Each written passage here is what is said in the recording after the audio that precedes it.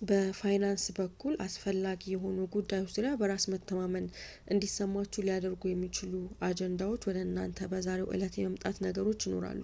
ይሄ ቶፒክ ሲነሳ ምናልባት አጀንዳው ሊነሳ የሚችለው በእናንተና በትዳር አጋሮቻችሁ ወይም ደግሞ ለኔ ጠቃሚ ብላችሁ በምታስቡት ግለሰብ መካከል ሊሆን ይችላል። አሊያም ደግሞ ያን ያክል እናንተ ብዙም የማትቀርቡት ግለሰብ ነገር ግን ለእናንተ የሚያስብና የሚጨነቅ ሰው ሊሆን ይችላል።